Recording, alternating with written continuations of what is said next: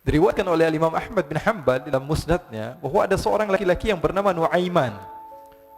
Ini Nuaiman di kehidupan Rasul sallallahu alaihi wasallam ada orang yang seperti itu gitu. Orang yang sering minum minuman keras. Rasul sallallahu alaihi wasallam marah, murka. Rasulullah kalau yang berhubungan dengan Rasulullah tidak marah. Tapi kalau sudah berhubungan dengan agama, Rasulullah SAW adalah orang yang paling marah, orang yang paling istiqamah dalam kebenaran. Maka Rasulullah panggil Nuaiman, apa yang kau lakukan? Dia katakan, aku minum minuman keras ya Rasulullah. Rasulullah cambuk dia. Kemudian dia bertobat kepada Allah. Kemudian ketahuan lagi minum. Kemudian dicambuk lagi oleh Rasulullah SAW, sehingga sebagian sahabat memukul dia dengan pukulan yang banyak. Sehingga apa yang berlaku? Sebagian sahabat mengatakan, la'natullahi ala Nuaiman. Semoga Allah melaknat Nuaiman. Dia mempermainkan Rasulullah. Dia bilang sudah mau taubat tapi minum lagi. Dia bilang sudah mau taubat tapi minum lagi. Maka Rasulullah SAW mengatakan, la tal'anuh fa innahu yuhibbullah wa rasulah. Kata Rasulullah, jangan kamu laknat Nuaiman, karena dia itu cinta sama Allah, cinta sama Rasulnya. Dalam riwayat dia dicintai Allah dan dicintai oleh Rasulnya Muhammad sallallahu alaihi wasallam. Ibn Majah menceritakan bahwa Nuaiman ini pernah suatu waktu diajak oleh Sayyidina Abu Bakar pergi ke negeri Syam. Negeri Syam itu di mana? Seperti yang diceritakan tadi, antara daerah Suria, Lebanon, Yordania, kemudian Palestina. Daerah seperti itu. Umumnya orang Quraisy pada masa itu mereka memiliki rihlah berdagang, membeli dagangan ke Syam, kemudian dijual lagi di kota Makkah. Ketika itu Rasulullah SAW didatangi Abu Bakar. Sayyidina Abu Bakar mengatakan kepada Rasulullah, ya Rasulullah, saya mau izin ya Rasulullah. Mau apa? Saya mau ajak dua sahabat kamu ini ikut berdagang ya Rasulullah. Siapa kata Rasulullah? Nuaiman. Kata Rasulullah SAW, Nuaiman kamu mau ajak? Mau ngapain? Biar seru-seruan aja ya Rasulullah. Kata Rasulullah, ya sudah, saya izinkan kamu bawa Nuaiman. Ketika itu Sayyidina Abu Bakar membawa Nuaiman sama satu sahabat namanya Suwaibid ibn Harmalah. Siapa namanya? Suwaibid ibn Harmalah. Ini sahabat Rasulullah SAW yang memiliki sifat yang berbeda-beda. Kalau Nuaiman ini aneh. Pernah Rasulullah SAW dibawain makanan banyak, dikasih Rasulullah, dikasih sahabat semua. Semuanya sudah makan, tiba-tiba si Nuaiman ini, sahabat Nabi Nuaiman mengatakan kepada Rasulullah, ya Rasulullah, ini yang penjualnya, tolong kau yang bayar ya Rasulullah. Makanan udah habis. Makanan udah habis. Rasulullah SAW bingung, saya yang bayar. Akhirnya Rasulullah katakan kepada sahabat, ayo keluarkan uang, kita patungan, kita bayar. Rasulullah aja dimainin, apalagi kita orang. Sallu ala Nabi Muhammad. Nuaiman diajak Sayyidina Abu Bakar. Kata Rasulullah SAW, benar kamu mau ajak Nuaiman? Iya ya Rasulullah. Diajaklah katanya. Diceritakan dalam riwayat Ibn Majah, diceritakan juga di dalam Siyar A'lam Nubala, diceritakan juga di dalam Musnadnya Imam Ahmad bin Hanbal, dalam riwayat Imam Ahmad bin Hanbal. Maka diceritakan Nuaiman diajak oleh Sayyidina Abu Bakar. Sesampainya di negeri Syam, semua dibagi tugas. Fulan bin Fulan kerjaannya ini, Fulan bin Fulan kerjaannya ini. Semua memiliki kerjaan. Nuaiman tanya, wahai Abu Bakar, kerjanya saya apa wahai Abu Bakar? Kata Sayyidina Abu Bakar, kamu mau ngapain terserah kamu wahai Nuaiman. Yang penting kamu ikut saya, kata. Kemudian satu di antara mereka namanya Suwaibid ibn Harmalah. Ditanya oleh Sayyidina Abu Bakar, wahai Suwaibid, kamu mau kerjaan apa? Kata Suwaibid, terserah kamu wahai Abu Bakar. Kata Sayyidina Abu Bakar, kamu menjaga makanan, karena saya tahu kamu ini adalah orang yang senantiasa menjaga amanah. Suwaibid ini kalau disuruh maju dia maju, disuruh mundur dia mundur, disuruh ke kanan dia ke kanan, disuruh ke kiri dia ke kiri. Orang yang ikut aja. Kalau Nuaiman beda, disuruh maju dia ke belakang, kasih sen kanan ke kiri belok. Nuaiman itu orang yang berbeda. Maka Suwaibid mendapatkan tugas, semua mendapatkan tugas kecuali Nuaiman. Sehingga ikhwani, apa yang berlaku, apa yang terjadi? Sayyidina Abu Bakar pergi sibuk dengan kesibukannya, sehingga datanglah waktu siang. Nuaiman sudah lapar. Nuaiman cari makanan. Dia enggak punya uang, diajak Sayyidina Abu Bakar tapi tidak diberikan uang. Sehingga dia cari-cari makanan, dia tahu Suwaibid yang jaga makanan, dikatakan, wahai Suwaibid, saya mau makan, berikan kepada saya satu roti saja. Yang terpenting apa? Saya makan sekarang, saya sudah lapar. Kata Suwaibid, ya Allah Nuaiman, kita tunggu Abu Bakar saja sehingga dia datang, karena ini amanat. Amanat dari Abu Bakar, saya tidak boleh berikan pada siapapun kecuali atas izin Abu Bakar. Kata Nuaiman, kasih saya makanan, kalau tidak saya bikin masalah sama kamu. Merah wajahnya Suwaibid, karena dia tahu, jangankan saya Rasulullah jadi mainin. Bingung, apa yang harus saya lakukan? Akhirnya Nuaiman bilang, gampangannya aja, kata Nuaiman, kamu kasih saya makanan, atau kalau tidak saya bikin masalah sama kamu. Bingung Suhaib pikir panjang. Setelah itu dia katakan, ya sudah Nuaiman, saya tetap mau jaga amanah Abu Bakar, karena saya takut ini adalah perintahnya Allah, perintahnya Rasulullah sallallahu alaihi wasallam, dan perintah daripada Abu Bakar sahabatnya Nabi. Kata Nuaiman, kalau memang begitu kamu maunya, ya sudah, berarti kamu ngajakin berantem sama saya. Nuaiman pergi ke pasar. Dia cari-cari tempat penjualan hamba sahaya. Dia lihat-lihat beberapa hamba sahaya. Ini berapa harganya? Ini katanya 10 qalanis. Ini berapa? Ini harganya, hitungan orang zaman dahulu. Kita sih hitung seperti dirham, berapa ratus dirham gitu. 200 dirham. Yang ini berapa? 300 dirham. Yang ini berapa harga hamba sahaya? 300 dirham. Harganya antara 300, 200 sampai 100. Kemudian Nuaiman mengatakan kepada penjual hamba sahaya tersebut, saya punya juga hamba sahaya, tapi saya jual cuma 20 dirham saja, murah. Katanya, apa benar ada hamba saya harganya segitu? Iya, karena dia punya aib, ada kekurangan. Apa? Nanti kalau kalian tangkap, dia bakalan teriak, saya ini bukan hamba sahaya, tapi orang merdeka. Akhirnya semua orang berkumpul mau beli. Ini Nuaiman sama Nuaiman diajak ke Suhaib bin Harmalah tadi. Kata Nuaiman, itu ada orang yang berdiri sedang menjaga makanan, itu hamba sahaya saya, tangkap saja. Oh baik. Diberikan uang 20 dirham, dimasukkan oleh Nuaiman ke kantongnya, kemudian Suhaib ditangkap. Ketika ditangkap, Suhaib teriak, saya bukan hamba saya orang merdeka. Maka orang-orang tersebut mengatakan, saya sudah tahu kekurangan kamu. Ini memang kekurangan kamu, memang kamu, tapi saya tidak perlu dengan budget kamu, yang penting kerjanya kamu. Ya kan hamba sahaya untuk apa? Untuk kerja, mau dia ngomong apa, mau ngomel terserah, yang penting dia mau kerja. Akhirnya ditangkaplah Suhaib dan dijual di pasar.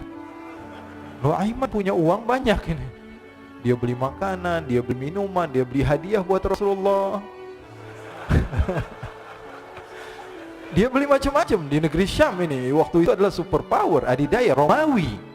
Pada masa itu semua barang mahal, tapi Nuaiman banyak uangnya. Dia belanja ini, belanja itu, sehingga Sayyidina Abu Bakar pun pulang. Ketika Sayyidina Abu Bakar pulang, Sayyidina Abu Bakar cari, mana ini Suhaib? Kita semua sudah lapar. Kata Nuaiman dengan mudahnya dia mengatakan, sudah saya jual wahai Abu Bakar.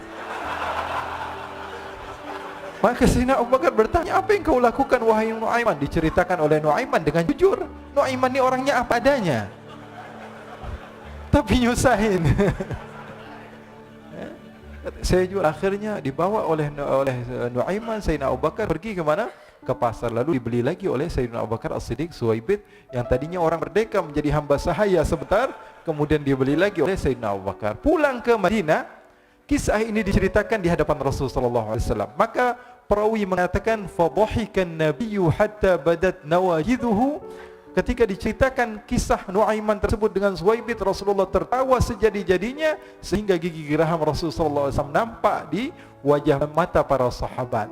Sehingga perawi lain mengatakan, 1 tahun berlalu Rasulullah, setiap ada tamu yang datang kepada Rasulullah, Rasulullah akan ceritakan kisah Nuaiman menjual Suhaib. Jadi ada ikhwani, jangan kalian kira Rasulullah SAW itu hidup di satu masa sahabat-sahabatnya itu seperti ustadz-ustadz yang khusyuk, yang kayak Habib bin Ais ini banyak.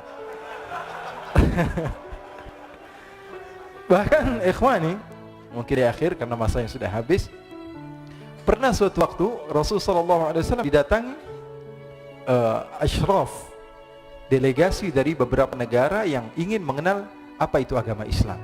Sehingga mereka datang kepada rumah Rasulullah SAW membawa unta, kendaraan yang ketika itu kendaraan yang paling mahal mereka miliki, untanya yang paling mewah. Diikat di depan rumah Rasulullah SAW. Tamunya pun masuk, duduk bersama Rasulullah SAW. Di depan rumah Rasulullah SAW ada beberapa sahabat. Ada Sayyiduna Hamzah, kalian tahu Sayyidina Hamzah adalah orang yang pemberani. Ada Sayyiduna Umar, kalian tahu Sayyidina Umar adalah orang yang pemberani. Ada Sayyiduna Ali bin Abi Thalib, ada Sayyiduna Sa'ad bin Abi Waqqas. 4 sahabat ini lagi nongkrong gitu depan rumahnya Rasulullah SAW, berjaga sebelum Allah Subhanahu wa taala turunkan ayat wallahu ya'simuka minan nas. Ketika mereka sedang asyik duduk, tiba-tiba Nuaiman datang. Ini Nuaiman kalau datang pasti bikin sesuatu yang aneh. Bahkan dikatakan tidaklah Rasulullah SAW dalam keadaan bersedih kecuali Nuaiman datang, Rasulullah akan tersenyum. Jadi sebagian sahabat itu senang kalau sudah Nuaiman datang, pasti Rasulullah bahagia. Tapi ketika itu Nuaiman datang, ingin duduk bareng Sayyidina Hamzah. Sayyidina Hamzah katakan kepada Nuaiman, bercanda begitu. Nuaiman, kamu lihat unta orang datang dari luar Arab ini.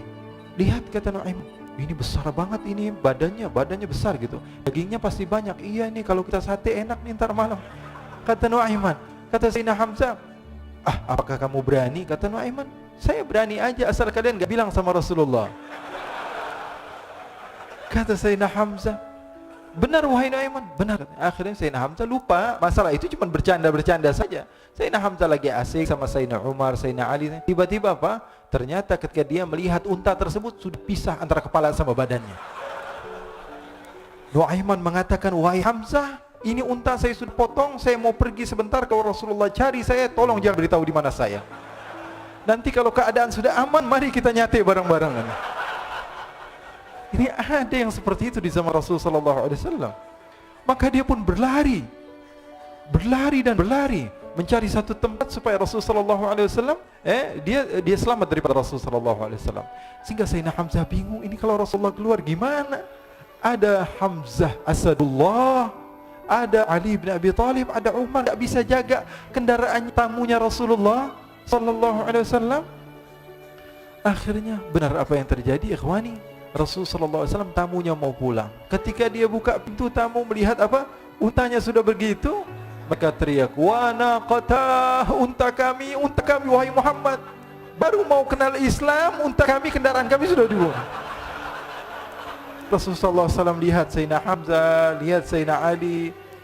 Mereka nggak bisa ngomong, mereka hanya bilang apa? Nuaiman ya Rasulullah. Rasulullah perintahkan Sayyidina Umar, wahai Umar, sekarang kamu ambil uang, kemudian kamu gantikan, kemudian kamu berikan 2 kali lipat daripada harta unta ini, sehingga apa?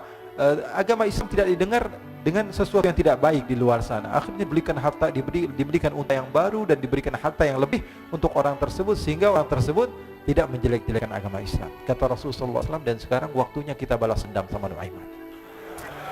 Nuaiman ternyata berlari tempat yang jauh sampai hampir keluar dari kota Madinah. Dia dapatkan seorang sahabat Nabi yang hadir juga dalam peperangan Badar, namanya Al-Miqdad bin Al-Aswad. Siapa namanya? Al-Miqdad bin Al-Aswad ketika itu sedang menggali sumur. Ketika sedang menggali sumur, Nuaiman datang. Nuaiman katakan kepada Miqdad, wahai Miqdad, wahai sahabat Rasul, kamu orang yang hadir dalam peperangan Badar, kamu adalah orang yang hebat. Dipuji-puji sama Nuaiman. Ada maunya ini.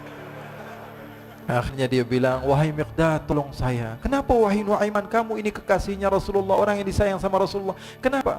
Saya ini sedang dikejar-kejar orang jahat. Tolong selamatkan saya. Saya pengen masuk ke dalam sumur, boleh atau tidak? Kata Miqdad, siapa yang mengejar kamu? Pokoknya saya dikejar sama orang-orang. Kamu mau atau tidak selamatkan saya? Kata, sudah, selagi kamu itu adalah sahabat Nabi, silahkan kamu masuk. Masuk akhirnya Nuaiman ke dalam sumur tersebut. Lalu Nuaiman mengatakan, wahai Miqdad, dia keluar lagi. Nanti kalau ada yang cari saya, tolong jangan beritahu saya di dalam sumur ya. Kata Miqdad, baiklah. Kata Nuaiman, siapapun yang bertanya tentang saya, kamu tidak akan kasih tahu. Iya, kata. Walaupun Rasulullah yang tanya saya. Katanya, mungkin Rasulullah datang ke tempat sejauh ini. Iya, walaupun Rasulullah. Akhirnya masuk Nuaiman. Setelah beberapa menit Rasulullah dan rombongan benar datang. Miqdad bingung ini. Ini kenapa Rasulullah datang ke RW kami nih? Ada apa ini Rasulullah sampai sejauh ini? Ditanya, ya Rasulullah, ada apa ya Rasulullah? Kata Rasulullah, saya cari Nuaiman. Di mana Nuaiman? Innalillah, kata Miqdad. Enggak dijawab ini Rasulullah. Kalau dijawab saya ingkar janji. Akhirnya apa dia katakan? Wahai Rasulullah, mata saya tidak memandang kepada Nuaiman, tapi tangannya nunjuk ke dalam sumur. Sahabat. Apa dia bilang? Mata saya tidak melihat kepada Nuaiman, tapi tangannya nunjuk ke sumur. Akhirnya dibuka sama Rasulullah, Nuaiman muncul. Kata Rasulullah, Nuaiman, kamu bikin malu saya, wahai Nuaiman. Ya Rasulullah, yang bersalah bukan saya, tapi orang yang mencari saya bersama kamu, ya Rasulullah. Akhirnya Rasulullah nengok siapa, ternyata Nuaiman sudah lari kabur. Sallu ala Nabi Muhammad. Kisah-kisah seperti ini sebenarnya banyak sekali, ya. Ini menunjukkan kepada kita bahwa kehidupan Rasulullah itu begitu indah. Rasulullah SAW, kalau kamu mau menjadi orang yang baik, contoh Rasulullah. Mau menjadi bapak yang baik, contoh Rasulullah. Mau menjadi pemimpin peperangan yang baik, Rasulullah. Mau menjadi murid yang terbaik, contoh Rasulullah. Bagaimana akhlak Rasulullah. Mau menjadi suami yang baik, contoh Rasulullah. Dalam segala hal, apapun itu Rasulullah SAW adalah makhluk yang paling terbaik.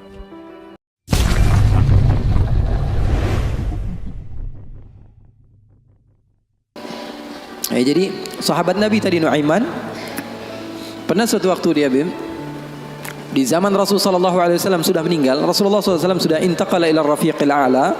Bahasa meninggal sepertinya kurang pas buat Rasulullah SAW. Rasulullah SAW berpindah kepada alam yang lain. Datang Rasulullah SAW di zaman Sayyidina Uthman bin Affan. Nuaiman duduk di depan masjid Rasulullah SAW. Rasulullah sudah nggak ada. Nuaiman sumpek. Biasanya Rasulullah SAW dimainin sama dia. Ini duduk di masjidnya Rasulullah SAW. Nggak ada kerjaan dia. Dia ambil batu, dia lempar, ngeliatin orang yang bolak balik sana.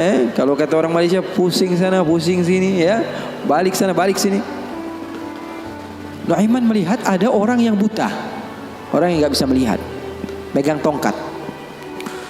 Jalan, dia pusing sana, pusing sini, balik sana, balik sini. Nuaiman, saya lagi sumpek, ini orang bikin tambah sumpek. Dipanggil sama Nuaiman, buta, kemari kamu. Ini Nuaiman gak bisa ngelihat orang kecuali dikerjain. Itu Nuaiman, gak bisa ngelihat orang kecuali kerjain. Tapi dia dicintai oleh Allah. Susah kan, kalau Allah udah cinta. Makanya cari cinta Allah, bukan cari surganya Allah. Cari ridha Allah, jangan cari surganya Allah. Surga itu makhluk, tapi ridhanya Allah, cintanya Allah itu yang paling mahal. Nuaiman akhirnya dipanggil buta. Buta, kamu kemari. Kenapa, kata si buta? Saya ini pusing, saya lagi sumpek, ngelihat kamu tambah sumpek, kata Nuaiman. Saya ini bukan mau bikin sumpek orang, kata si buta. Lalu apa yang kamu ingin lakukan? Saya ini dari tadi cari toilet, saya kebelet, kata si buta. Saya bersama anak saya yang biasa membawa saya, tapi anak saya sekarang sedang pergi ke pasar. Saya tidak tahu di mana dia. Saya sudah nggak kuat, kata Nuaiman. Oh, kamu cari toilet, bilang dari tadi, nanti saya bantu, kata Nuaiman. Dipegang tangannya sama Nuaiman. Ini mau balas dendam ini Nuaiman. Ini dipegang tangannya, dibawa kemana? Ke masjidnya Rasulullah Sallallahu Alaihi Wasallam. Dulu masjid nggak ada toiletnya, beda sama sekarang. Sekarang orang ke rest area, ngeliat ada masjidnya nggak? Ada. Mau ngapain? Mau sholat duha? Bukan, cari toiletnya. Orang zaman sekarang kan begitu. Maka Nuaiman memegang tangan si buta, dibawa ke masjidnya Rasulullah. Kira-kira sudah dekat mihrab, di samping, di depan, katanya, oh ini toiletnya. Kamu mau ngapain? Terserah kamu di sini. Apakah sudah tidak ada orang di belakang saya? Tidak ada, sudah aman tempatnya. Nuaiman kabur udah nggak ngurusin lagi udah. Orang lagi sholat banyak, sahabat-sahabat tabi'in lagi pada sholat. Ini tiba-tiba di depan, bayangin di depan situ ada yang buka celana. Yang lagi sholat, mereka mempercepat sholatnya, lalu maju ke depan, ingin dipukul ini orang. Ternyata ketika dilihat, wah buta ternyata. Kenapa kamu berani buang air kecil di masjidnya Rasulullah? Awa masjidi Rasulullah. Apakah ini masjidnya Rasulullah? Iya, ini masjidnya Rasulullah. Inna lillahi wa inna ilaihi raji'un. Kata siapa? Si buta ini. Tadi saya cari-cari toilet, tiba-tiba saya berjumpa dengan orang yang sepertinya orang baik. Dari tutur bicaranya adalah orang baik. Dia katakan ini adalah toilet, tempat buang air kecil. Kata sahabat-sahabat, pasti ulahnya Nuaiman. Karena semua sudah tahu, sudah ini kerjaan Nuaiman, gak ada selain dia. Maka siapa-siapa, kata si buta? Nuaiman. Oh, kurang ajar Nuaiman. Saya nadar, saya tidak keluar dari kota Madinah, pulang ke kampung saya sebelum saya pukul Nuaiman dengan tongkat saya. Buta ini sudah begitu marah. Akhirnya dia keluar dari masjid, dia cari-cari. Dia pusing sana, pusing sini, lari sana, lari sini. Dia cari di mana yang namanya Nuaiman. Tanya ke sana, tanya kemari. Tahu nggak Nuaiman? Oh, Nuaiman kalau dicari nggak bakalan ketemu. Tiba-tiba dia sudah capek, ini si buta. Nuaiman datang. Nuaiman tanya, nakar sautu. Dia rubah suaranya.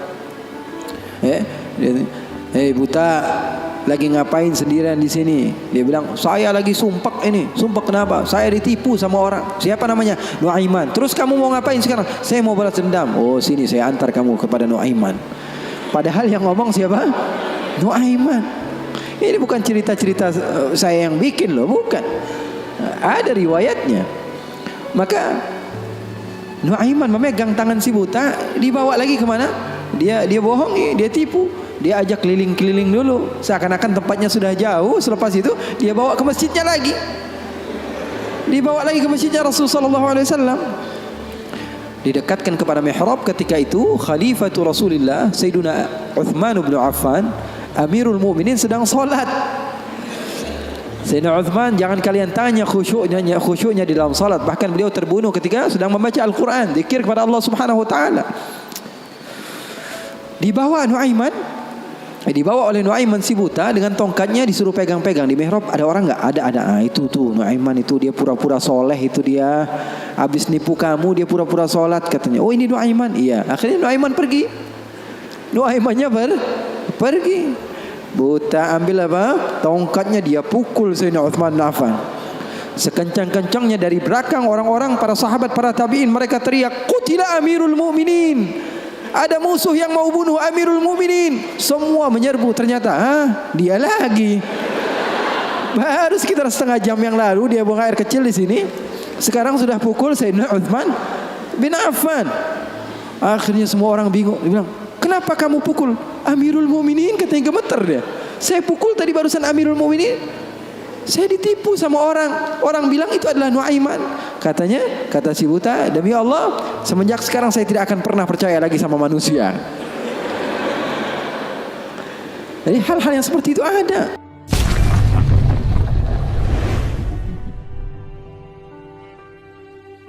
Maka Rasulullah SAW duduk ketika itu sendiri. Abu Bakar datang, izin, Anjasyah boleh atau tidak saya masuk? Kata Rasulullah, siapapun mau masuk silahkan masuk.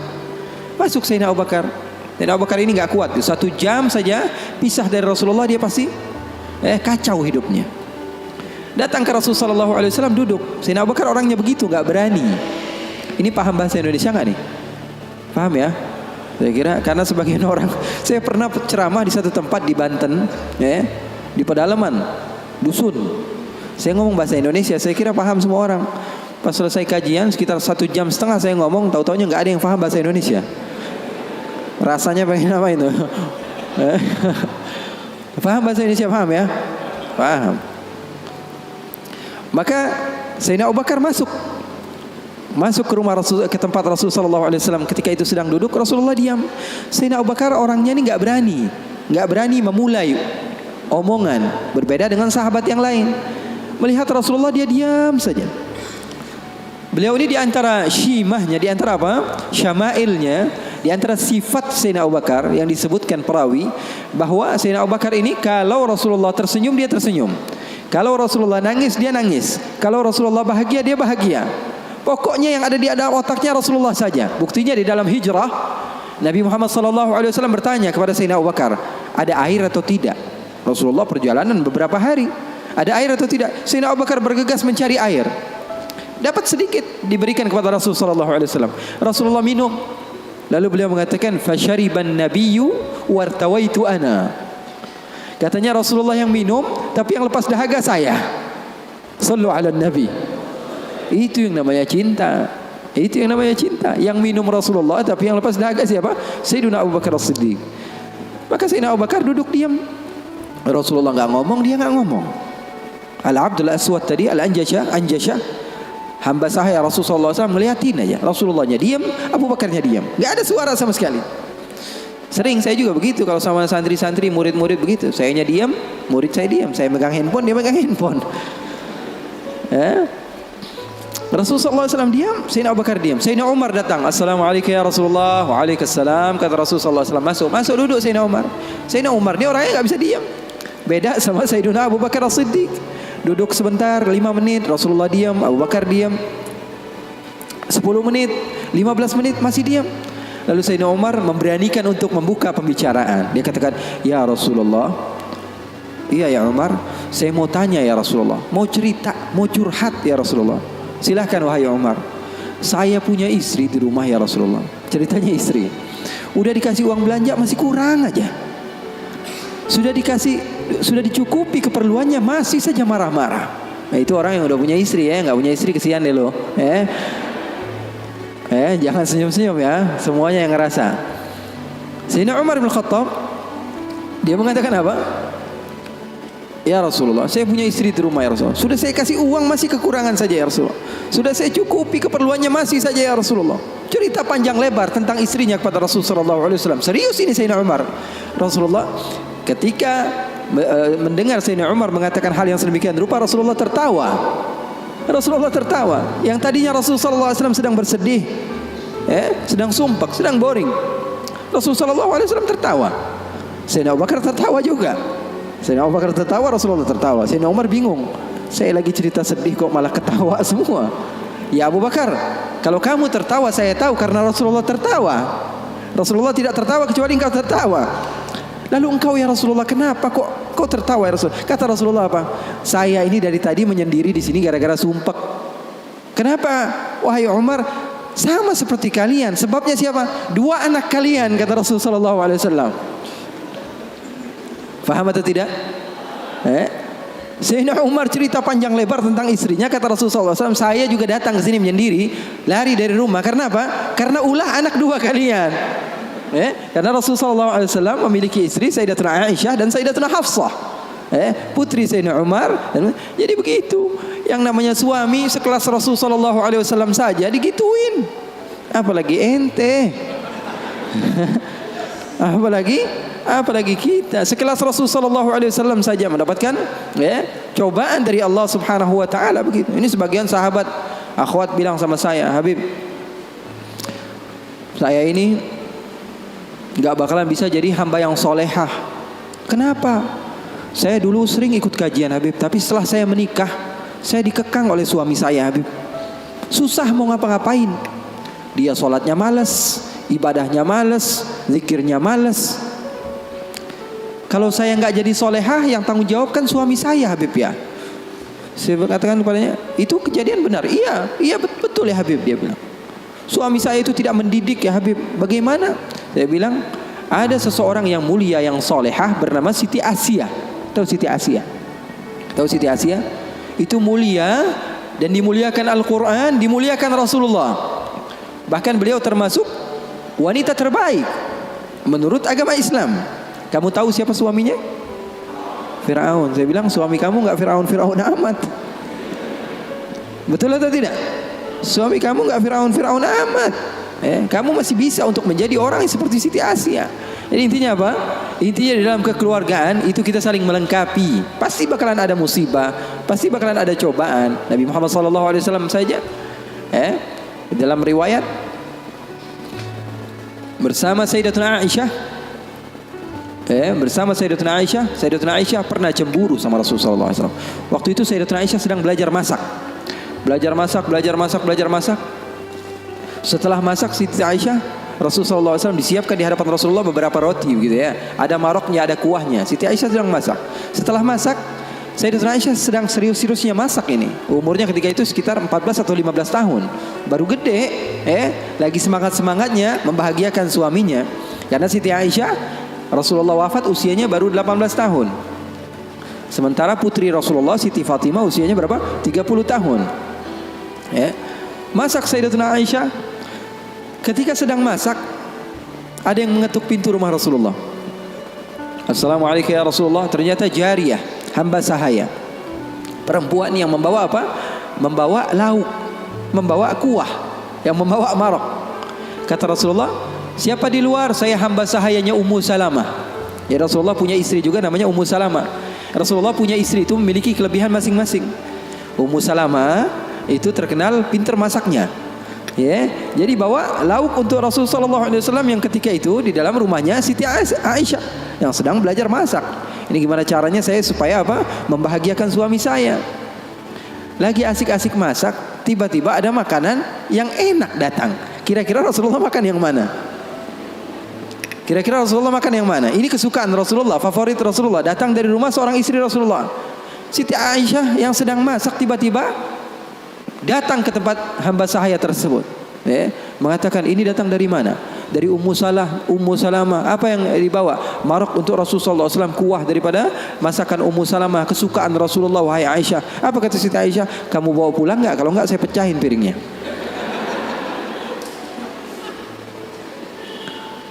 yang jadi masalah di hadapan beliau Siti Aisyah ketika itu ada Rasulullah. Kalau ngomongnya hanya berdua saja mungkin biasa, tapi cewek tuh lihat tuh bahayanya cewek. Inna kaidakunna azim, kata Allah. Sesungguhnya tipu daya muslihat perempuan itu azim. Allah yang bilang. Sementara muslihatnya syaitan, kata Allah Subhanahu wa taala, dhaif, lemah. Di dalam Al-Qur'an kalian baca, betul Bim? Setan Allah Subhanahu wa taala sifatkan tipu muslihatnya itu sangatlah lemah, tipu dayanya. Tapi kalau perempuan, inna kaidakunna azim, kata Allah Subhanahu wa taala. Bukan berarti bahwa perempuan itu begini dan begitu, enggak. Memang udah bawaannya begitu. Begitu. Makanya orang yang paling sabar dengan istrinya pahalanya paling besar. Orang yang paling bukan curhat ini ya. Orang yang paling sabar dengan istrinya pahalanya besar di sisi Allah. Bahkan ada seorang wali di negeri Hadramaut ditanya, kenapa kamu bisa soleh seperti ini? Kamu mendapatkan maqam yang tinggi di sisi Allah. Kenapa? Karena sabarnya dia sama istrinya. Setiap hari diomelin sama bininya. Setiap hari diomelin sama istrinya. Maka Siti Aisyah mengatakan, kamu bawa pulang atau tidak? Kalau tidak saya pecahkan di sini juga. Bingung ini. Hamba sahaya pulang diomelin istri Rasul, enggak pulang diomelin istri Rasul. Enggak enak kan? Jadi begitu. Kalau dia pulang diomelin Ummu Salamah, enggak pulang diomelin Siti Aisyah. Akhirnya galau dia, diam aja di situ. Rasulullah ngeliatin, ini mau ngapain ini Aisyah ini? Ternyata benar, diambil sama Siti Aisyah dan dilempar makanan tersebut di hadapan Rasulullah. Maka takut itu hamba sahaya dan dia pun pulang. Siti Aisyah mengatakan, ya Rasulullah, enggak lauk di sini, enggak lauk dari situ. Maksudnya apa? Enggak ada lauk. Sekarang makan siang enggak ada lauk. Ini enggak, itu enggak, kata Rasulullah. Kata Siti Aisyah. Siti Aisyah pergi. Lalu Rasulullah SAW menunjukkan kepada kita akan arti cinta. Sahabat saya bertanya, apa arti cinta? Ketika Rasulullah SAW mengambil sisa-sisa makanan tersebut dan tertawa, lalu mengatakan, gharat ummukum, ibu kalian sedang cemburu, pergi jangan mendekat, kata Rasulullah Sallallahu Alaihi Wasallam. Jadi hal yang seperti itu ada di zaman Rasul Sallallahu Alaihi Wasallam, di kehidupan baginda Rasul Sallallahu Alaihi Wasallam. Bahkan pernah Siti Aisyah, ini kenapa cerita suami istri terus ya? Padahal saya mau cerita tentang hamba yang soleh tadi, tapi nggak apa-apa lah. Siti Aisyah pernah suatu saat ada masalah sama Rasulullah. Terus dia bilang, ya Rasulullah, kamu yang bersalah. Kata Rasulullah SAW, kita selesaikan masalahnya, wahai Aisyah, dengan baik-baik. Bagaimana jalan keluarnya? Kata Siti Aisyah, panggil salah seorang di antara sahabatmu yang menjadi hakim, menengahi antara kita berdua. Kata Rasulullah, oke, saya panggil Umar. Enggak, Umar terlalu keras, kata Siti Aisyah. Beliau yang menentukan. Rasulullah begitu cinta kepada istrinya Siti Aisyah. Sampai-sampai Rasulullah tahu. Di dalam Bukhari, Rasulullah SAW mengatakan kepada Siti Aisyah, wahai Aisyah, aku tahu kapan kamu marah, kapan kamu tidak marah. Kapan ya Rasulullah? Kata Siti Aisyah, kata Rasulullah, ketika kamu bersumpah, wa Rabbi Ibrahim, demi Tuhannya Nabi Ibrahim, berarti kamu tidak sedang mau menyebut namaku, kamu berarti lagi marah. Tapi kalau lagi kamu berbahagia denganku dan senang kepadaku, kamu akan mengatakan wa Rabbi Muhammad, demi Tuhannya Nabi Muhammad Sallallahu Alaihi Wasallam. Maka Sayyidina Umar, kata Rasulullah, kata Sayyidatuna Aisyah, enggak mau. Sayyidina Umar terlalu tegas. Kita panggil Uthman. Uthman nanti lebih membela kamu ya Rasulullah. Dia orangnya maluan, pemalu. Kata Rasulullah, kalau begitu Sayyidina Ali bin Abi Thalib, kalau itu sih pasti menang Rasulullah, sepupunya Rasulullah, mantunya Rasulullah. Terus siapa yang kamu mau? Abu Bakar? Abu Bakar sepertinya lebih cocok ya Rasulullah. Kata Siti Aisyah, Abu Bakar sepertinya lebih cocok, bapaknya. Akhirnya kata Rasulullah, oke, kita panggil Sayyidina Abu Bakar. Dipanggil Sayyidina Abu Bakar. Bingung Sayyidina Abu Bakar. Sayyidina Abu Bakar sudah tahu ini pasti kerja ulah Siti Aisyah ini. Kenapa saya dipanggil Rasulullah sallallahu alaihi wasallam? Datang Sayyidina Abu Bakar mengatakan kepada Rasulullah sallallahu alaihi wasallam, ada apa ya Rasulullah? Kata Rasulullah, saya sedang ada masalah dengan Siti Aisyah, dengan Aisyah, saya ingin diselesaikan dengan baik-baik. Kamu menjadi penengah, kamu bukan sahabat saya, bukan murid saya, dan kamu bukan sebagai ayah daripada Aisyah, tapi kamu sebagai hakim yang bijak, yang memisah, yang menyelesaikan masalah kami berdua. Oke, kata Sayyidina Abu Bakar. Duduk Sayyidina Abu Bakar. Ditanya sama Rasulullah SAW, ayo Abu Bakar mulai. Sayyidina Abu Bakar mulai. Kata Sayyidina Abu Bakar, saya mau tahu asal usul masalahnya ini dari mana. Belum sempat Rasulullah SAW menjawab, Sayyidatuna Aisyah sudah mengatakan, yang salah dia bukan saya. Sayyidatuna Aisyah enggak mau menyebut nama Rasulullah, yang salah dia, kata Sayyidatuna Aisyah. Marah Sayyidina Abu Bakar, berdiri mau dipukul Sayyidatuna Aisyah. Kurang ajar kamu sama Rasulullah. Ketika mau dipukul Siti Aisyah, apa yang beliau lakukan? Beliau kembali kepada Rasul sallallahu alaihi wasallam dan berlindung kepada Rasul sallallahu alaihi wasallam. Di belakang Rasul sallallahu alaihi wasallam. Lalu Rasul sallallahu alaihi wasallam memegang tangan Sayyidina Abu Bakar yang mau memukul Siti Aisyah dan mengatakan, wahai Abu Bakar, kalau mau main kekerasan bukan di sini tempatnya. Dia adalah istri saya. Keren enggak Rasulullah? Maka Sayyidina Abu Bakar malu dan keluar dari rumah Rasul sallallahu alaihi wasallam. Siti Aisyah memeluk Rasul sallallahu alaihi wasallam.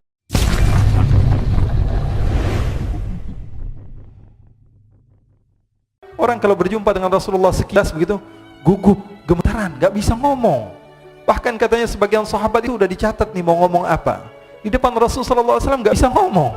Rasul sallallahu alaihi wasallam kehidupannya seperti kita, tidak ada beda. Jadi jangan kira bahwa sungguhnya kehidupan Rasul sallallahu alaihi wasallam ketika itu hanya khusyuk dalam ibadah saja. Tidak, Rasul sallallahu alaihi wasallam hidup dengan kesenangan, hidup dengan canda, tawa. Rasul sallallahu alaihi wasallam didatangi seorang perempuan bawa air. Ya Rasulullah, tolong doakan suami saya sedang sakit ya Rasulullah. Kata Rasulullah, siapa suami kamu? Suami saya Jabir bin Abdullah. Oh, yang matanya ada hitamnya ya, kata Rasulullah. Bingung istrinya, ada hitamnya atau tidak? Coba kata Rasulullah, kamu pulang dulu, kamu lihat ada hitamnya atau tidak. Pulang dia, ditanya sama suaminya, sudah dapat doa dari Rasulullah? Rasulullah tanya, mata kamu ada hitamnya atau tidak? Maka kata Jabir bin Abdullah, dia mengatakan semua mata pasti ada hitamnya. Akhirnya dia pun pulang ke Rasul sallallahu alaihi wasallam dan mengatakan, ya Rasulullah, suami saya matanya ada hitamnya. Sehingga Rasul sallallahu alaihi wasallam tersenyum. Kisah-kisah seperti ini sebenarnya banyak sekali, ya. Ini menunjukkan kepada kita bahwa kehidupan Rasulullah itu begitu indah. Rasulullah sallallahu alaihi wasallam, kalau kamu mau menjadi orang yang baik, contoh Rasulullah. Mau menjadi bapak yang baik, contoh Rasulullah. Mau menjadi pemimpin peperangan yang baik, Rasulullah. Mau menjadi murid yang terbaik, contoh Rasulullah. Bagaimana akhlak Rasulullah. Mau menjadi suami yang baik, contoh Rasulullah. Dalam segala hal, apapun itu Rasulullah SAW adalah makhluk yang paling terbaik.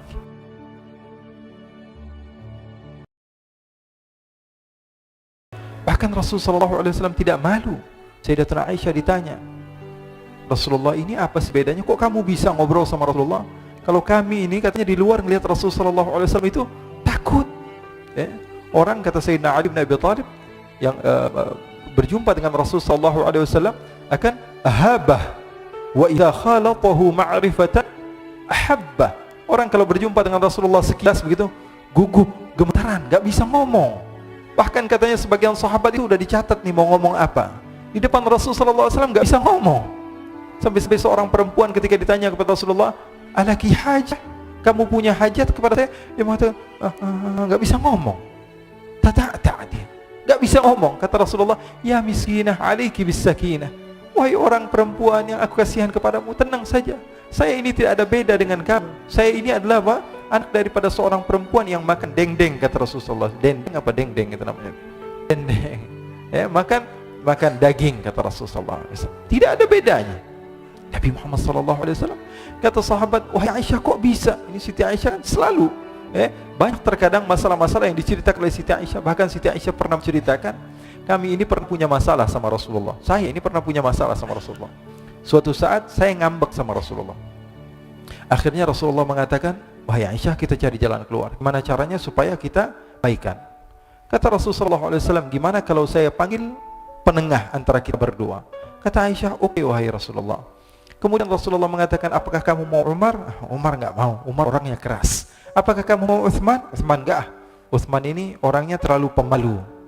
Jadi Rasulullah menawarkan, apakah Ali bin Abi Thalib? Ali bin Abi Thalib sepupu kamu dan menantu kamu ya Rasulullah, pasti dia akan memenangkan kamu. Terus kamu maunya siapa? Abu Bakar As-Siddiq. Nah, Abu Bakar orang yang tepat katanya. Orangnya bijak, padahal bapaknya sendiri. Siti Aisyah mengatakan apa? Ini orang yang bijak, orang yang tepat. Ya sudah, panggil Abu Bakar. Dipanggil Sayyidina Abu Bakar As-Siddiq. Sayyidina Abu Bakar sudah malu nih di hadapan Rasulullah SAW. Ada apa ya Rasulullah? Kata Rasulullah SAW, wahai Abu Bakar, saya memanggil kamu ke tempat ini untuk menjadi penengah antara saya dan Aisyah. Karena saya memiliki masalah, kamu bukan sahabat saya dan kamu bukan ayah daripada Aisyah. Sekarang kamu sebagai penengah antara masalah kami berdua. Kata Sayyidina Abu Bakar, oke ya Rasulullah. Duduk Sayyidina Abu Bakar. Maka Sayyidina Abu Bakar bertanya, siapa yang mau menceritakan? Maka Rasulullah SAW katakan, wahai Aisyah, saya atau kamu dulu yang memulai? Maka Sayyidatuna Aisyah mengatakan, kamu dulu yang memulai ya Rasulullah, tapi tolong jangan berdusta. Sayyidatuna Aisyah mengatakan hal yang sedemikian rupa, kamu saja ya Rasulullah yang berkata dahuluan, akan tapi tolong jangan dusta. Sayyidina Abu Bakar berdiri marah, langsung mau memukul Sayyidina Abu Bakar. Masa Rasulullah kamu katakan pendusta? Masa Rasulullah kamu katakan berbohong? Ketika mau ditampar oleh Sayyidina Abu Bakar, ditahan oleh Rasulullah SAW. Kata Rasulullah, aku memanggil kamu ke sini bukan untuk memukul istri saya, tapi saya memanggil kamu ke sini untuk menyelesaikan masalah saya dan Aisyah. Maka larilah Sayyidina Abu Bakar, disuruh pulang oleh Rasulullah SAW. Lalu Sayyidatuna Aisyah memeluk Rasulullah dan mengatakan, Rasulullah SAW katakan pada Sayyidatuna Aisyah, kamu lihat betapa hebatnya suami kamu menyelamatkan kamu dari musuh kamu. Sehingga Sayyidatuna Aisyah malu dan mendekap kepada Rasulullah SAW. Ikhwani, Rasulullah SAW kehidupannya seperti kita, tidak ada beda. Jadi jangan kira bahwa sungguhnya kehidupan Rasulullah SAW ketika itu hanya khusyuk dalam ibadah saja. Tidak, Rasulullah SAW hidup dengan kesenangan, hidup dengan keharmonisan, hidup dengan apa? Hidup dengan canda, tawa. Rasulullah SAW didatangi seorang perempuan bawa air. Ya Rasulullah, tolong doakan suami saya sedang sakit ya Rasulullah. Kata Rasulullah, siapa suami kamu? Suami saya Jabir bin Abdullah. Oh, yang matanya ada hitamnya ya, kata Rasulullah. Bingung istrinya, ada hitamnya atau tidak? Coba, kata Rasulullah, kamu pulang dulu, kamu lihat ada hitamnya atau tidak. Pulang dia, ditanya sama suaminya, sudah dapat doa dari Rasulullah? Rasulullah tanya, mata kamu ada hitamnya atau tidak? Maka kata Jabir bin Abdullah, dia mengatakan semua mata pasti ada hitamnya. Akhirnya dia pun pulang ke Rasulullah SAW dan mengatakan, ya Rasulullah, suami saya matanya ada hitamnya. Sehingga Rasulullah SAW tersenyum. Rasulullah SAW pernah didatangi seorang wanita. Kemudian Rasulullah datang ke rumah Siti Aisyah. Ketika itu Siti Aisyah sedang duduk sama nenek yang sudah tua. Kata Rasulullah SAW, wahai Aisyah, siapa itu? Ini sahabat saya Rasulullah, sering duduk sini ngumpul sama saya, kata Siti Aisyah. Kata Rasulullah SAW, kasih tahu dia nggak bakal masuk surga. Dikasih tahu sama Siti Aisyah, nangis ini nenek ini. Akhirnya pulang ke rumahnya nangis terus menerus setiap hari, sehingga dia tidak pernah datang lagi ke rumah Siti Aisyah. Rasulullah tanya, mana nenek-nenek yang biasa duduk sama kamu wahai Aisyah? Sekarang sudah selalu nangis ya Rasulullah. Kenapa? Karena dia dikatakan oleh engkau, ma yantiqu anil hawa in huwa illa yuha. Nabi Muhammad tidak mungkin berdusta. Nenek ini yakin dia tidak akan pernah masuk surga. Maka Rasulullah SAW tersenyum dan mengatakan, wahai Aisyah, bukan itu yang kumaksud. Nanti kalau dia masuk surga, dia berubah, nggak jadi nenek-nenek lagi. Di surga tidak ada nenek-nenek, kata Rasulullah SAW. Ini riwayatnya sahih. Kisah-kisah seperti ini sebenarnya banyak sekali, ya. Ini menunjukkan kepada kita bahwa kehidupan Rasulullah itu begitu indah. Rasulullah SAW, kalau kamu mau menjadi orang yang baik, contoh Rasulullah. Mau menjadi bapak yang baik, contoh Rasulullah. Mau menjadi pemimpin peperangan yang baik, Rasulullah. Mau menjadi murid yang terbaik, contoh Rasulullah. Bagaimana akhlak Rasulullah. Mau menjadi suami yang baik, contoh Rasulullah. Dalam segala hal, apapun itu Rasulullah SAW adalah makhluk yang paling terbaik. Oh, kok ini berlebihan dalam memuji Rasulullah? Emang diperintah Rasulullah. Di dalam Bukhari, Rasulullah SAW katakan, la tuturuni. Ini dalil sebagian orang yang melarang kita untuk banyak memuji Rasulullah. Apa tuturuni? Al-mubalaghatu fi tsana. Berlebihan di dalam memuji Rasul. Katanya enggak boleh. Baca hadis Bukhari katanya. Tidak boleh berlebih-lebihan di dalam memuji Rasul. Baik. Memang itu hadis Rasulullah, tapi tolong teruskan hadisnya. Rasulullah katakan apa? La tuturuni kama arratin nasara Isa bin Maryam. Jangan berlebih-lebihan di dalam memujiku, tapi ada terusannya. Seperti orang-orang Nasara memuji Nabi Isa. Mafhumnya apa? Rasulullah memberikan batasan. Arti daripada berlebihan itu ketika menjadikan Rasul sebagai Tuhan. Mafhumnya apa? Mafhumnya bagi orang yang pintar bahwa mau puji Rasulullah, puji semau kamu, yang terpenting jangan jadikan Tuhan. Jangan dijadikan Tuhan. Kalau ada seorang yang mengatakan jalasa Zaidun, Zaid sedang duduk, apa yang kalian pahami? Ada seseorang yang bernama Zaid sedang duduk. Itu pemahaman kita biasa. Tapi orang yang ahli mantiq, orang yang pandai, Dia ketika mendengar tulisan jalasa Zaidun atau ucapan Zaid sedang duduk, yang dia fahami apa? Zaid sedang tidak berdiri, Zaid sedang tidak berlari, Zaid sedang tidak bermain bola, Zaid sedang tidak berjalan-jalan, Zaid banyak artinya. Maka insyaallah kita termasuk orang-orang yang Allah Subhanahu wa taala berikan kemudahan di dalam mencintai Rasul sallallahu alaihi wasallam, diberikan jalan supaya kita senantiasa dicintai oleh Rasul sallallahu alaihi wasallam. Siapapun itu yang hidup di masa Rasul sallallahu alaihi wasallam memiliki kelebihan, memiliki kekurangan, tapi semua orang yang hidup di zaman Rasul adalah orang yang memiliki kelebihan. Rasulullah tidak pernah memandang mereka dengan pandangan yang hina. Siapapun, sekelas Abu Bakar, sekelas Umar, sekelas Nuaiman, semua di mata Rasul sallallahu alaihi wasallam adalah orang yang bersaksi bahwa tiada Tuhan selain Allah dan Nabi Muhammad adalah utusan Allah. Ini yang kita contoh. Poin yang saya ingin sampaikan pada kalian itu saja sudah. Jangan pernah menganggap remeh manusia siapapun itu. Nampak dia adalah ahli minuman keras, akan tapi dia cinta sama Allah, dicinta oleh Allah. Cinta kepada Rasul, dicinta oleh Rasul. Oleh karena itu jangan pernah menganggap remeh siapapun, karena bisa jadi orang yang kamu hina adalah orang yang lebih mulia dibanding kamu. Ini saja dari saya. Wassallallahu bijamalika wa jalalika ala sayyidina Muhammadin warzuqna kamilal mutaba'ati lahu zahiran wa batinan fi afiyatin wassalam. Alhamdulillah rabbil alamin.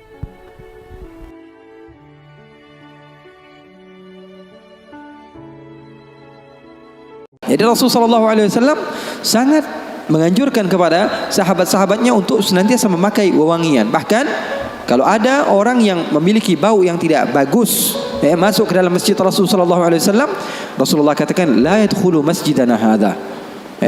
Ada bau-bau bawang kata Rasulullah SAW, jangan masuk ke masjid kami.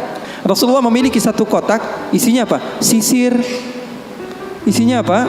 Isinya sisir. Rasulullah SAW menyisir, isinya siwak, isinya alat-alat kebersihan, senantiasa dibawa oleh baginda Nabi Muhammad SAW. Bahkan di dalam riwayat kalau Sayyiduna Uthman bin Affan datang mengetuk pintu, Assalamualaikum ya Rasulullah. Siapa di luar? Abu Bakar, masuk. Assalamualaikum ya Rasulullah. Siapa di luar? Umar, masuk. Kalau Sayyidina Uthman bin Affan yang masuk, kata Siti Aisyah, Assalamualaikum ya Rasulullah. Siapa di luar? Uthman.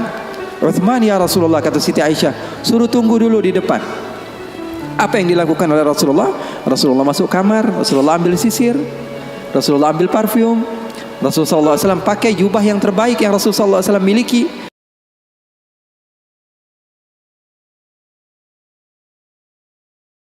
Ilmu yang banyak, akan tetapi kalau tidak diamalkan, hasilnya adalah kosong.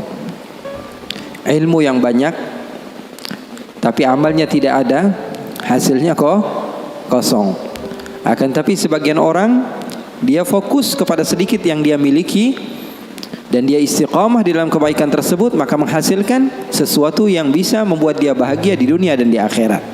Oleh karena itu pesan saya, apa yang telah disampaikan Al-Habib Muhammad barusan, banyak ilmu yang bisa kita ambil, banyak ilmu yang bisa kita gali, banyak ilmu yang bisa kita amalkan. Sedikit yang beliau katakan ambil, amalkan. Terkadang sebagian di antara kita kalau kebanyakan malah error. Betul atau tidak? Betul atau tidak? Makanya ada kaidah mengatakan apa? Ma la yudraku kulluh la yutraku julluh. Jadi pesan saya di pertemuan ini, insyaallah mulia ini, enggak usah panjang-panjang Yang tadi aja kita ulang-ulang lagi, kita ingat-ingat lagi, kita amalkan. Saya kira segitu saja dari saya.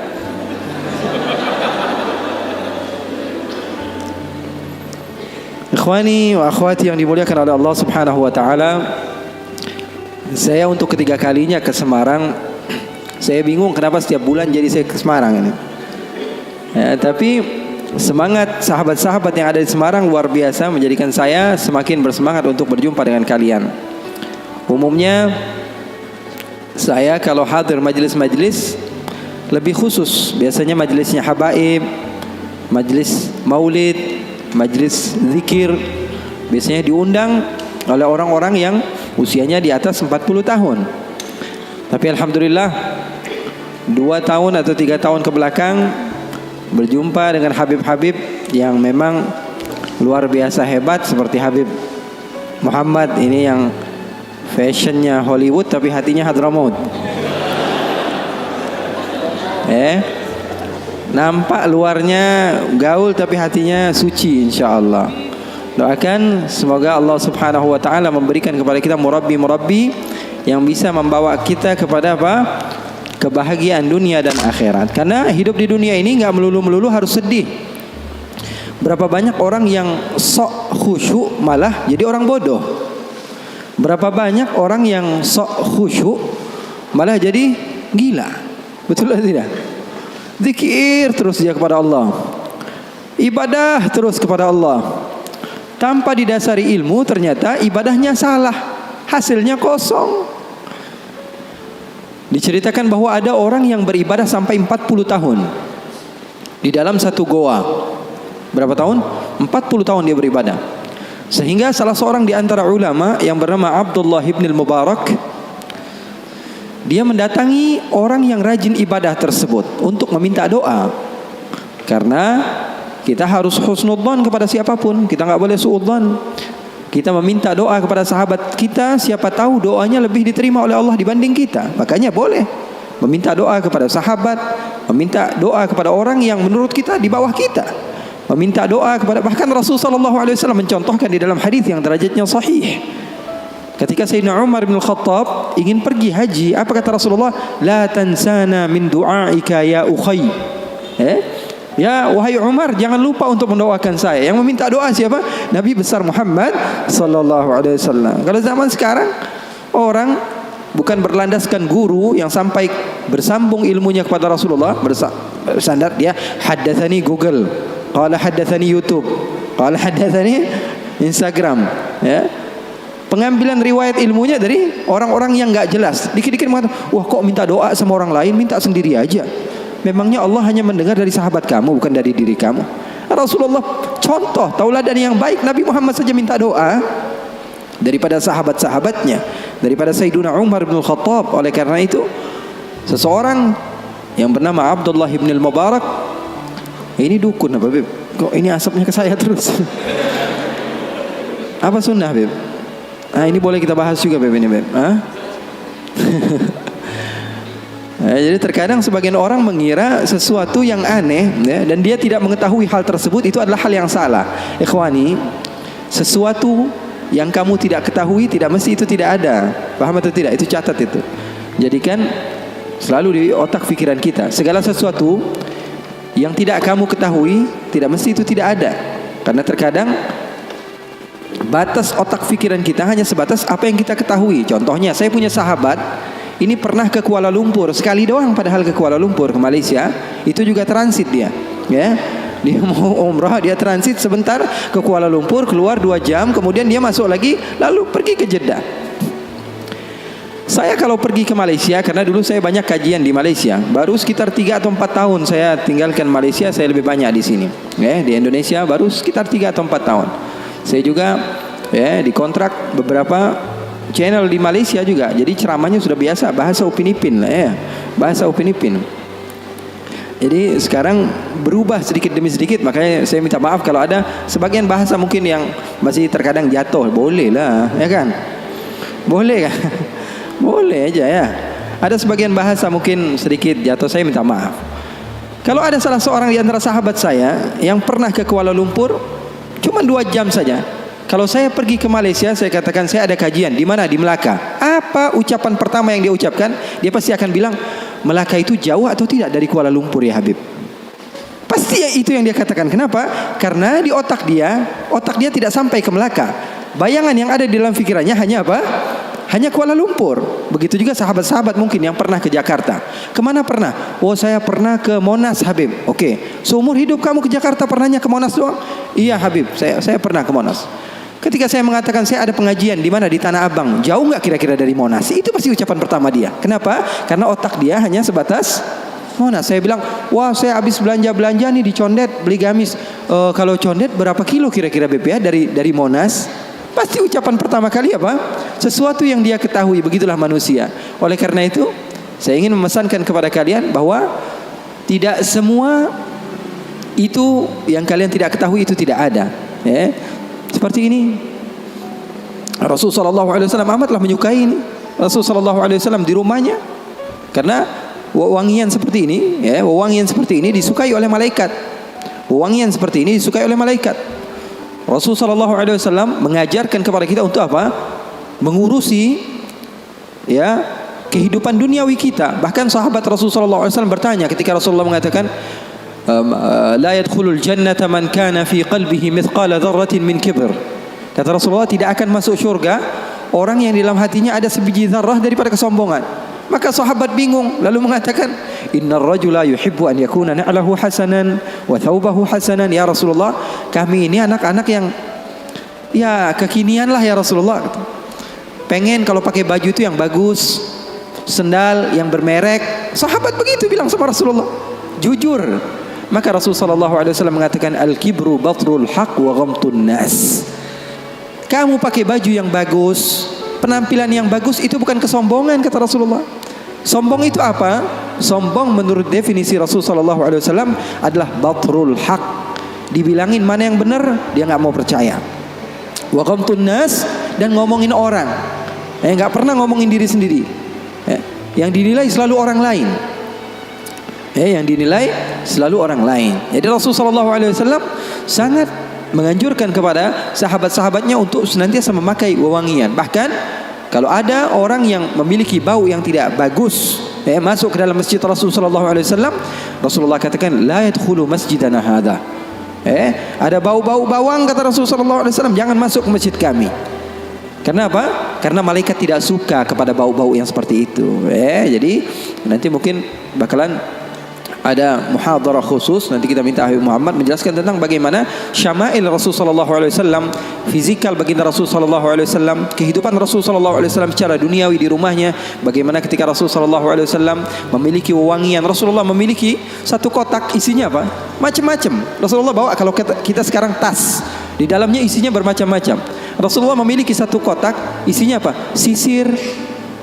Isinya apa? Isinya sisir. Rasulullah SAW menyisir. Isinya siwak. Isinya alat-alat kebersihan. Senantiasa dibawa oleh baginda Nabi Muhammad SAW.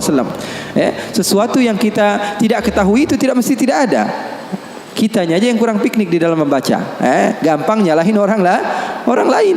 Rasulullah SAW bahkan di dalam riwayat, kalau Sayyiduna Uthman bin Affan datang mengetuk pintu, Assalamualaikum ya Rasulullah. Siapa di luar? Abu Bakar, masuk. Assalamualaikum ya Rasulullah. Siapa di luar? Umar, masuk. Kalau Sayyidina Uthman bin Affan yang masuk, kata Siti Aisyah, Assalamualaikum ya Rasulullah. Siapa di luar? Uthman. Uthman ya Rasulullah, kata Siti Aisyah, suruh tunggu dulu di depan. Apa yang dilakukan oleh Rasulullah? Rasulullah masuk kamar, Rasulullah ambil sisir, Rasulullah ambil parfum, Rasulullah SAW pakai jubah yang terbaik yang Rasulullah SAW miliki. Lalu Rasulullah duduk dan mengatakan kepada Sayyidina Uthman, masuk kamu wahai Uthman.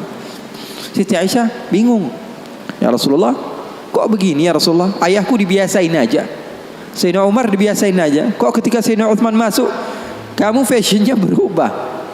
Ada apa ya Rasulullah? Kata Rasulullah, inna Uthman mustahi. Atau dalam riwayat yang lain, hayy, maluan. Sayyidina Uthman ini orangnya malu. Tastahi minhul malaikah. Bahkan malaikat saja malu sama Sayyidina Uthman bin Affan. Rasulullah SAW memperhatikan hal yang seperti itu. Enggak melulu orang yang soleh itu adalah orang yang berantakan, ya enggak. Karena orang yang berantakan justru dia fokus kepada dirinya sendiri, dia enggak mikirin orang lain. Kasihan kan, yang sholat di sampingnya pegangin hidung akhirnya. Enggak khusyuk gara-gara dia. Orang lain melihat agama Islam agama yang kotor, menjijikkan, sehingga sebagian orang enggak mau masuk Islam. Kan dicontoh jadinya. Sayyidina Umar, Sayyidina Abu Bakar As-Siddiq didatangi seorang sahabat yang bernama Hanzalah. Kemudian Hanzalah tersebut menangis, datang ke Sayyidina Abu Bakar. Wahai Abu Bakar, wahai Abu Bakar, nafaqa Hanzalah. Hanzalah sudah munafik wahai Abu Bakar. Kenapa wahai Hanzalah? Kata Sayyidina Abu Bakar, aku sudah mendatangi beberapa sahabat, akan tapi aku yakin kau adalah sahabat terdekat Rasulullah. Saya mau curhat sama kamu wahai Abu Bakar. Kenapa kamu katakan kepada saya Hanzalah sudah menjadi orang yang munafik wahai Abu Bakar? Apa ceritanya? Kata Sayyidina Abu Bakar, saya ini, kata Hanzalah, kalau lagi duduk sama Rasulullah, ikut kajian Rasulullah, majlis bersama Rasulullah, hati saya ini tentram, tenang sekali. Rasanya pengen banget jadi hamba yang soleh. Keluar dari majlis pengen menjadi hamba yang dekat dengan Allah. Tapi kalau sudah kumpul sama teman-teman, lupa semua itu. Kalau sudah megang handphone, serasa Saya ini bukan hamba yang seperti yang saya inginkan tadi. Kalau saya sudah duduk di kafe sama sahabat-sahabat saya, seakan-akan saya ini bukan anak majelis lagi. Saya ini munafik. Kata Sayyidina Abu Bakar. Sayyidina Abu Bakar ngejawabnya apa? Dengan tangisan juga. Kalau begitu, Abu Bakar juga munafik. Abu Bakar juga sama, wahai Hanzalah, kata Sayyidina Abu Bakar. Kalau lagi di dekat Rasulullah rasanya pengen banget jadi hamba yang soleh. Kalau lagi di dekat Rasulullah SAW pengen menjadi hamba yang dekat dengan Allah. Tapi kalau sudah keluar, Abu Bakar juga begitu. Sayyidina Abu Bakar, apalagi kita. Terkadang kita dalam majelis saja otaknya di tempat lain. Maka kedua-duanya nggak berani memutuskan hukum. Datang ke Rasulullah dan Rasulullah memberikan jalan keluar. Kata Rasulullah SAW, sa'ah bisa'ah, kata Rasulullah. Wahai Abu Bakar, bolehlah kamu berikan kepada jiwa kamu, raga kamu, pikiran kamu untuk dunia sebentar, untuk berbahagia. Agama Islam itu tidak mengekang kalian hanya untuk apa? Solat saja. Karena kalau di dalam Islam hanya solat saja, tentu orang yang solatnya lebih banyak, lebih mulia dibanding orang yang solatnya lebih sedikit. Saya akan katakan orang yang solat isya'nya 8 rakaat tentu lebih hebat dari orang yang solat isya'nya 4 rakaat. Betul atau tidak? Tapi agama Islam bukan dilihat daripada banyaknya.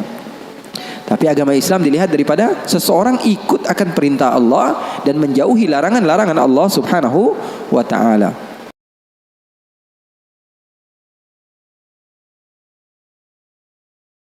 Oke, baik. Ini baik. Karena saya ini orang Jawa Timur, medok, jawabannya gak enak ya kan. Lebih baik yang Sunda-Sunda ini aja. Luar biasa ya. Ini akhlaknya Rasulullah ya. Silakan gitu ya, mempersilakan. Iya. Oke, kayaknya kita pulang jam 11 kayaknya. Ya. Di luar Honda pengen nanya juga. Kalau Habib berkenan berikan kami ijazah ilmu terkait penggunaan imamah, ridho atau badah agar lebih sempurna dalam menjalankan sunnah. Nah, kalau ini sepertinya nggak perlu nama ya Beb ya. Ya, nggak usah. Kalau ini bisa ya, Masya Allah. Supaya nggak ribut ya udah satu lagi siapin nih mic-nya. Siapin soal satu lagi nanti nanya jawab. Sudah cukup. Saya ini udah sering Beb sini Beb.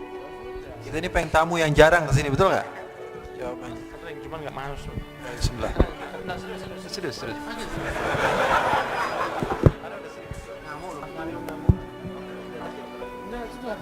Ada lari. Saya kembalikan kepada Habib untuk doa. Silakan Habib. Allah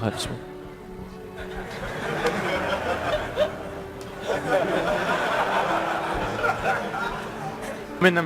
Nah, sudah. Ya Allah, ya Rob. Anak jauh capek. Antum lagi safar Habib. Bismillahirrahmanirrahim. Alhamdulillahirabbil alamin. Alhamdulillahirabbil alamin. Fatihah. ربنا تقبل منا انك انت السميع العليم وتب علينا انك انت التواب الرحيم والحمد لله رب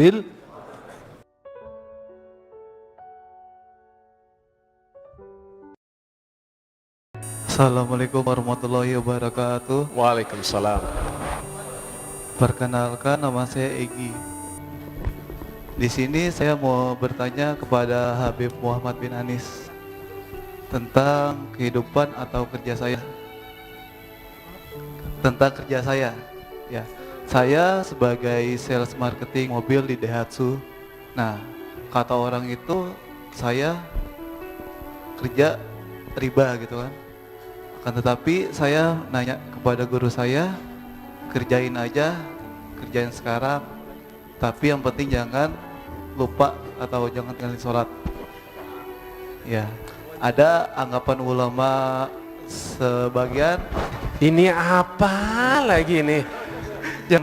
yang beranggapan kerjaan saya itu riba. Nah, Oke. itu Jadi pertanyaannya apa? pertanyaan itu kerjaan saya riba atau bukan? Nah, Oke. Jualan mobil riba atau bukan? iya. Yang Oke. Yang kedua, kalau misalnya saya ingin niat untuk umroh dengan pekerjaan saya, ngumpulin boleh apa enggak? oh Udah. oke. Sekian. Baik, cukup paham. Ya. Makasih banyak Habib. Assalamualaikum warahmatullahi wabarakatuh. Ya, Waalaikumsalam warahmatullahi wabarakatuh. Oke, Masya Allah. baik. Ini Baik. Karena saya ini orang Jawa Timur, medok, jawabannya gak enak, ya kan. Lebih baik yang Sunda-Sunda ini aja. Luar biasa ya. Ini akhlaknya Rasulullah ya. Silakan gitu ya, mempersilakan. Iya. Oke, kayaknya kita pulang jam 11 kayaknya. Ya. Di luar Honda pengen nanya juga. Afwan ya saudara saya, nanti kita 6 mata aja, ya, 6 mata terjadi bakal. Karena ini kalau jawabannya Anda, makanya begini, mohon maaf kalau misalnya ada tanya jawab, kalau bisa pakai kertas mungkin lebih baik. Karena jangan sampai akhirnya jawaban dari kami itu ada sesuatu yang akan tampak aib nanti bagi yang dijawab. Masya Allah. Gitu ya, jadi kita jaga. Rasul SAW pernah satu kejadian begini, ada satu orang yang kentut. Rasul tahu bagaimana cara Rasul supaya yang di belakang yang kentut ini bau ada, suara nggak ada. Nah, maka Rasul bagaimana caranya menjaga aib orang ini? Rasul mengatakan, saya mau wudhu sampai mau ikut sama saya. Semua satu masjid ikut sama Rasul. Akhirnya orang yang kentut tadi nggak ketahuan, karena Rasul mau menjaga walaupun satu orang. Karena jawaban ini nanti bisa menjadi aib untuk antum. Maka mohon maaf saya tidak jawab di sini. Nanti kita ngomong 4 mata, 6 mata, 8 mata. 4 ini 2, 4, 8 mata kita nanti ngomong. Karena kalau saya jawab di sini nanti itu akan aib bagi antum di sini. Nanti kita jawab lebih private aja. Oke. Gitu ya. Kira-kira udah tahu ya jawabannya berat nih ya, pasti. Masya Allah. Oke. Iya, pertanyaan di kertas ya. Mana? Nggak ada, kosong.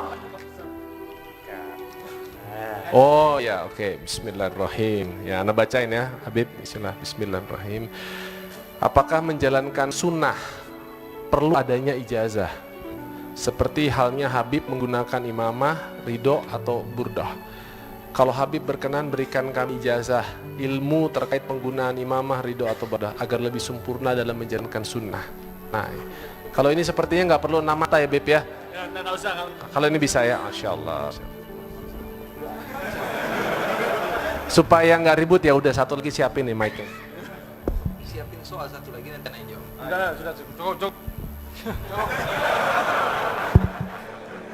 Ini udah sering Beb sini Beb. Kita ini pengen tamu yang jarang kesini, betul nggak? Jawabannya. Sering, cuman nggak masuk. Bismillah. Serius.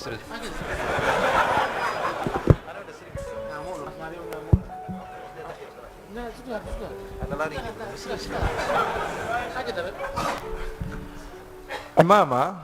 Imamah itu yang digunakan mengikat kepala, ataupun rida yang digunakan selendang kalau kita bahasa kita. Kemudian baju jubbah Rasulullah SAW menggunakan, gamis juga Rasulullah SAW menggunakan, sebagaimana dalam Syama'il karya Imam Tirmidzi. Rasulullah SAW terkadang menggunakan pakaian-pakaian model Yaman. Rasulullah SAW juga terkadang menggunakan pakaian-pakaian model orang Ahlul Hijaz.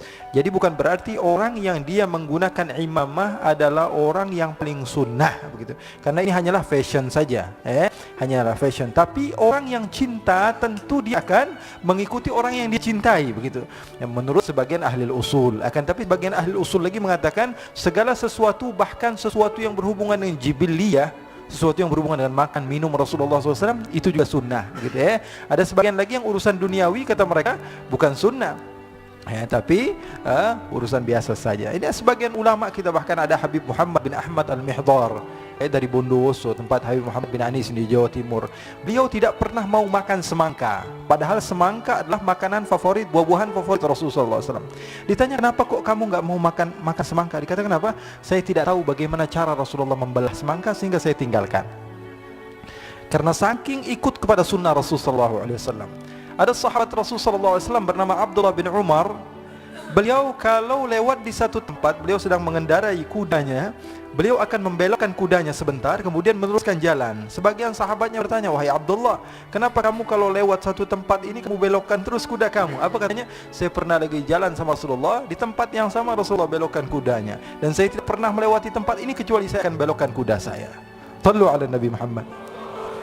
Jadi ini pembuktian kita kepada Rasulullah SAW bahwa kita ini mengikuti Rasulullah. Dan ini semua riwayatnya ada di dalam kitab-kitab syama'il daripada Rasulullah SAW. Tapi bukan untuk apa? Bangga-banggaan. Karena Abu Lahab juga menggunakan imamah ya.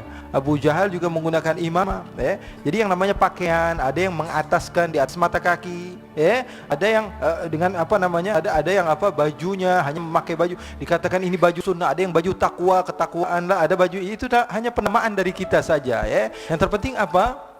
Hati tidak sombong. Kata Rasulullah SAW, la yadkhulul jannata, dalam sahih, la yadkhulul jannata man kana fi qalbihi mithqala dzarratin min kibr. Tidak akan masuk surga orang yang dalam hatinya ada satu biji zarrah daripada kesombongan. Sahabat bingung. Sahabat bilang apa? Ya Rasulullah, inna rajula yuhibbu an yakuna na'lahu hasanan wa thawbahu hasanan. Ya Rasulullah, kami ini penyuka fashion katanya. Suka baju yang bagus, sendal yang bagus, ya, pakaian yang bagus. Kata Rasulullah, bukan, itu bukan sombong, kata Rasulullah. Itu hak kamu untuk menggunakan pakaian-pakaian yang bagus. Tapi sombong adalah batrul haq. Kalau sudah dikasih tahu ini yang benar, dia enggak mau gitu, enggak mau nerima. Wa ghamtun nas, ngomongin orang terus. Pengennya nyalahin orang terus. Itu artinya kesombongan. Paham? Adapun dalam masa ijazah, boleh saja. Yang namanya sunnah Rasulullah SAW, mau pakai ijazah, tidak pakai ijazah. Tapi umumnya terkadang pakaian-pakaian seperti ini sudah menjadi adat. Kalau adat itu terkadang menjadi hukum. Ya.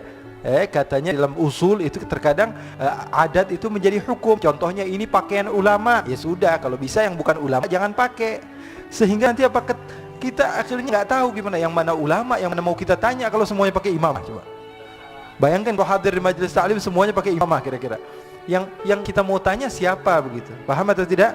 Ini contohnya, ini katanya kalau zaman dahulu habaib atau keturunan Rasul pakainya imamah yang warna hijau, sehingga ketahuan yang ini adalah asyraf, yang ini keluarga Nabi, yang ini orang dari sini, yang ini itu, sehingga jadi apa? Jadi menjadi satu adat begitu. Jadi kalau masalah ijazah lebih baik cari sunnah-sunnah Rasul Sallallahu Alaihi Wasallam yang lain, bersiwak contohnya dan lain sebagainya. Itu adalah sunnah yang terbaik. Ya Allah. Habib bin Anis mungkin ingin menambahkan mungkin. Ya, semua yang digunakan oleh Rasul, ada beberapa hal yang digunakan oleh Nabi Muhammad SAW. Begitu itu digunakan oleh Rasul, maka itu kita kalau mengikutinya jadi sunnah. Dan tidak harus pakai ijazah. Karena kalau saya mungkin terakhir ijazah saya S1. Tidak harus semua pakai ijazah. Tapi ada memang sambungan sanad. Dan itu lebih baik. Tapi tidak harus. Karena Rasul sudah melakukan, maka itu sudah antum melakukan itu langsung. Tapi ada, seperti misalnya imamah diijazahkan oleh gurunya, gurunya diijazahkan oleh gurunya, dan begitu terus sampai Nabi Muhammad SAW. Akan tetapi dalam memberikan ijazah, itu tidak semua yang pernah diberi ijazah boleh mengijazahkan ke orang lain kecuali mendapat izin dari yang pemberi ijazah. Misalnya Habib Ali memberikan kepada saya ijazah menggunakan jam tangan di sebelah kiri. Tapi beliau mengatakan ini buat kamu, maka saya nggak boleh mengijazahkan untuk antum. Karena belum levelnya, masih level 1. Nah, tapi kemudian Habib Ali mengatakan, saya ijazahkan kepadamu pakai jam tangan di sebelah kiri, dan siapapun yang akan kamu ijazahkan, itu maka kita boleh untuk mengijazahkan kepada antum. Dan kelas seperti ana ini bukan kelasnya memberi ijazah, karena yang memberi ijazah itu yang jauh lebih baik amalnya, zahir batinnya, dan biasanya orang yang sepuh. Kalau seperti saya ini ya ijazahnya ya SD, SMP itu. Sehingga antum yang mengetahui dari taklim bahwa ini sunnah Rasul, lakukan saja sebisanya. Antum bisa pakai siwak, pakai siwak. Tahu siwak kan? Antum bisa pakai siwak, pakai siwak. Ini tidak usah pakai menunggu ijazah, ini sudah langsung aja. Rasulullah SAW sampai waktu mau akan meninggal melihat kepada siwak yang ada di sakunya Abdurrahman bin Abu Bakar Siddiq, melihat Rasulullah melihatnya itu dengan pandangan yang luar biasa.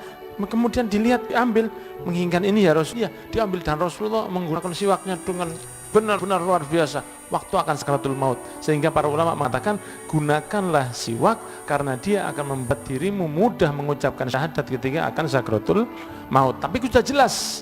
Jadi kalau yang sudah seperti itu tidak usah pakai ijazah. Dan memberi ijazah itu tidak sembarangan. Kadang-kadang yang gampang, ini tak kasih ijazah. Ada yang nggak minta, dikasih. Ini anak kasih, nggak minta. Padahal memberi ijazah itu biasanya dari ulama yang sudah memiliki keimanan dan ketakwaan, derajat kesolehan yang luar biasa. Apapun yang antum ketahui dari sunnah Rasul, laksanakanlah, insya Allah diberi berkah oleh Allah Subhanahu wa Ta'ala. Barakallahu fikum. Saya kembalikan kepada Habib untuk doa. Silakan Habib. Allah Bismillah.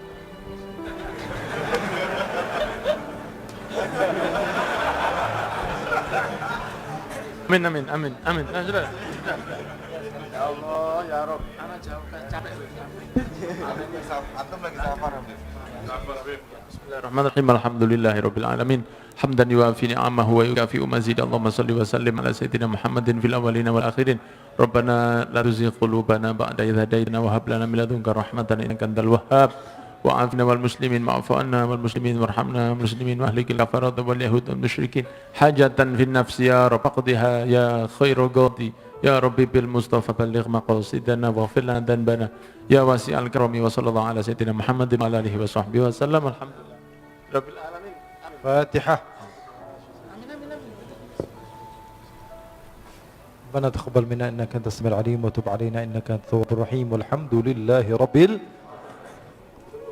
سبحانك اللهم